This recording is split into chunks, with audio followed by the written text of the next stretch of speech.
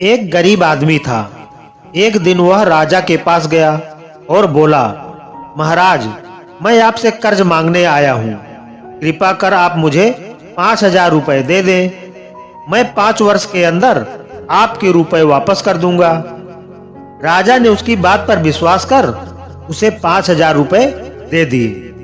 5 वर्ष बीत जाने के बाद भी जब उस व्यक्ति ने राजा के 5,000 रुपए नहीं लौटाए, तब राजा को मजबूरन उसके घर जाना पड़ा, लेकिन वहां वह व्यक्ति नहीं मिला।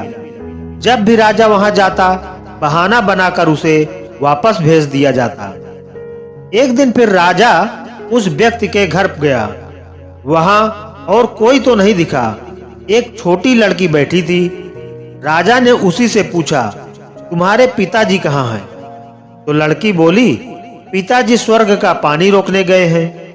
राजा ने फिर पूछा, तुम्हारा भाई कहाँ है?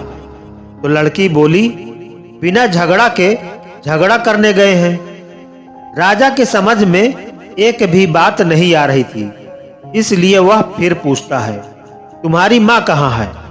तो लड़की बोली, माँ 1 से 2 करने गई है। राजा उसके इन ऊल जलूल जवाब से खींच गया।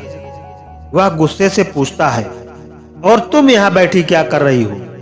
तो लड़की हंसकर बोली, मैं घर बैठी संसार देख रही हूँ। राजा समझ गया कि लड़की उसकी किसी भी बात का सीधा जवाब नहीं देगी, इसलिए उसे अब इससे इन बातों का मतलब जानने के लिए प्यार से बतियाना पड़ेगा। राजा ने चेहरे पर प्यार से मुस्कान लाकर पूछा, बेटी, तुमने जो अभी अभी मेरे सवालों के जवाब दिए, उनका मतलब क्या है? मैं तुम्हारी एक भी बात का मतलब नहीं समझ सका। तुम मुझे सीधे सीधे उनका मतलब समझाओ। लड़की ने भी मुस्कुराकर पूछा, अगर मैं सभी बातों का मतलब समझा दूं, तो आप मुझे क्या देंगे? राजा के मन में सारी बातों को जानने की तीव्र उत्कंठा थी। वह बोला, जो मांगोगी वही दूंगा। तब लड़की बोली, आप मेरे पिताजी का सारा कर्ज माफ कर देंगे तो मैं आपको सारी बातों का अर्थ बता दूंगी। राजा ने कहा, ठीक है, मैं तुम्हारे पिताजी का सारा कर्ज माफ कर दूंगा। अब तो सारी बातों का अर्थ समझा दो। तो लड़की बोली, महाराज, आज मैं आपको सारी बातों का अर्थ नहीं समझा सकती। कृपा कर आप कल आएं, कल मैं जरूर बता दूंगी। राजा अगले दिन फिर उस व्यक्ति के घर गया। आज वहां सभी लोग मौजूद थे। वह आदमी, उसका पत्नी, बेटा और उसकी बेटी भी। राजा को देखते ही लड़की पूछी, महाराज, आपको अपना वचन याद है ना? तो राजा बोला, हाँ हाँ, मुझे याद है। तुम अगर सारी बातों का अर्थ बता दो तो मैं तुम्हारे पिताजी का सारा कर्ज माफ कर दूंगा। लड़की बोली, सबसे पहले मैंने यह कहा था कि पिताजी स्वर्ग का पानी रोकने गए हैं। इसका मतलब था कि वर्षा हो रही थी और हमारे घर की छत से पानी टपक रहा था। पिताजी पानी रोकने के लिए छत को छा बना रहे थे, यानी वर्षा का पानी आसमान से ही गिरता है, और हम लोग तो यही मानते हैं कि आसमान में ही स्वर्ग है। बस पहली बात का अर्थ यही है। दूसरी बात मैंने कही थी कि भैया बिना झगड़ा के झगड़ा करने गए हैं। इसका मतलब था कि वो रेंगनी के कांटे को काटने गए थे। अगर कोई भी रेंगनी के कांटे को काटेगा तो उसके शरीर में जहां तहां कांटा गड़ ही जाएगा, यानी झगड़ा नहीं करने पर भी झगड़ा होगा और शरीर पर खरोंचे आएंगी। राजा उसकी बातों से सहमत हो गया। वह मन ही मन उसकी चतुराई की प्रशंसा करने लगा। उसने उत्सुकता के साथ पूछा, और तीसरी चौथी बात का मतलब बेटी? तो लड़की बोली, महाराज, तीसरी बात मैंने कही थी कि माँ 1 से 2 करने गई है।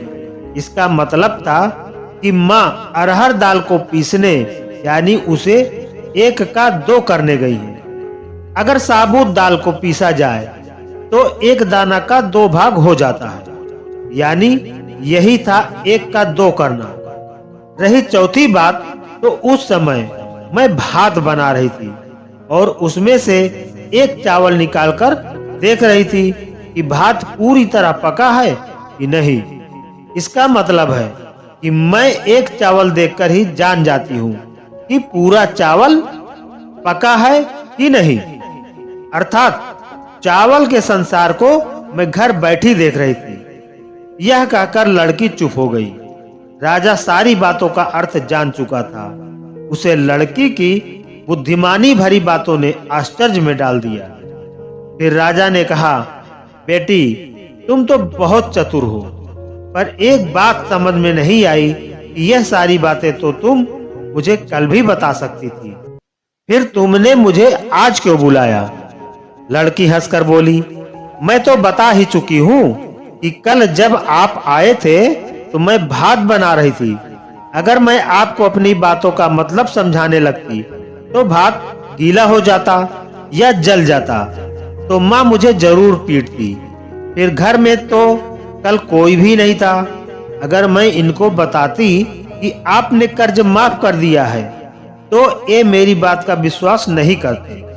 आज स्वयं आपके मुंह से सुनकर कि आपने कर्ज माफ कर दिया है, जहां इन्हें इसका विश्वास हो जाएगा वहीं खुशी भी होगी।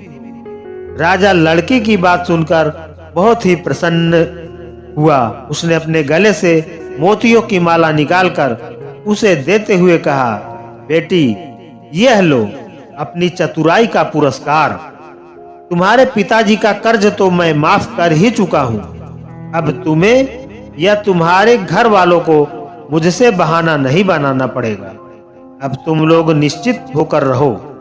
अगर फिर कभी किसी चीज की जरूरत हो तो बेझिझक होकर मुझसे कहना। इतना कहकर राजा लड़की को आशीर्वाद देकर चला गया। लड़की के परिवार वालों ने उसे खुशी से गले लगा लिया। तो दोस्तों, हमारी ये कहानी आपको अच्छी लगी हो तो लाइक करें, शेयर करें और इसी तरह की कहानी सुनने के लिए हमारे चैनल को सब्सक्राइब करना न भूलें। धन्यवाद।